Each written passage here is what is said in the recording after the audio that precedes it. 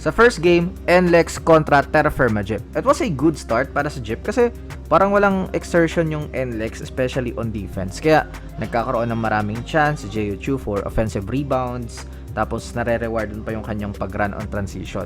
Ayun din yung naging weapon ng Terra Firma sa opening period. They want to run and hindi naka-keep up yung NLEX sa opening frame. 5-point lead lang para sa boys in green. Sa second quarter, para pa rin to sa Terra Firma. Kahit nawala kasi yung transition game, decent yung kanilang mga half-court offense. Hindi yung mag-isa lang si Ali. Paghawak niya, yung other players, merong mga off-ball movement and nabibigay niya yung bola. Again, yung effort ng Terra Firma is nandyan. Tapos yung mga sets nila is magaganda. Nabibigyan ng touches yung mga scorer and 11-point lead para sa Terra Firma at the half. Pero pagdating ng third quarter, bakit parang nag-eba? Nag-allow yung Terra Firma na tumira yung NLEX ng mga good look sa outside. Pumapasok.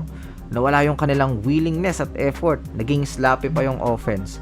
Mas marami pang turnovers kaysa sa field goals.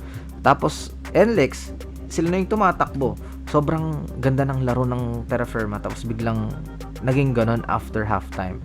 Nakabalik na yung NLEX tapos sila na yung may control ng laro. Sa endgame, na-maintain ng NLEX yung lead tapos ine-spam ni Bolik yung pag-attack tapos kick out kasi naka-convert nga sa outside and it is killing the Jeep. Marami na ring questionable attempts Tapos nung medyo nagkakapag-asa yung Jeep sana, shot clock winding down, Robert Bolik hits a 4-point shot. Grabe, paano na pasok yun? So ayun, clutch talaga si Berto. GG's, panalo ang NLEX. Sa second game, Rain or Shine versus Magnolia. And nakita ko sa opening frame, parang same type of offense yung both teams. Half-court sets, relying on their imports. Chapman doing his thing for Magnolia. Tapos yung Ross naman is giving the ball kay Johnson in the post. But this is not their pace, kaya magkakaroon lang tayo ng close ball game. And lamang ng 5 ang Magnolia. Sa second quarter, ganun pa rin Yung Ross fans, magtataka talaga bakit biglang nag-isolate na si Johnson. Hindi na basketball ng Rain or Shine. Pero kasi pumapasok and he is taking over. Pero for me, kahit nako-convert yan, mas bet ko pa rin yung space and pace nila Pansin nyo yan na parang nagiging same type of basketball yung both teams. 3-point lead lang para sa Magnolia sa halftime. Sa endgame, dahil naging careless na yung Magnolia with their possessions, naging time yon para sa Rain or Shine na ibalik yung kanilang tunay na laro. Nagka-chance na silang tumakbo. Ilang beses nangyari yan, courtesy also of the perimeter defense ni Mamuyak.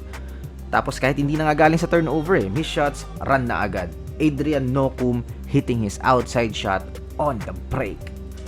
Tapos nagbago rin yung laro ni Johnson, hindi na yung pinipilit yung mga possessions. This time balik sa identity, bigay sa wing, another 3-point shot para kay Adrian Nocum. Tapos yung icing on the cake, nag-overcommit si Chapman para makabuelo si Johnson, para i-posterize si Lucero.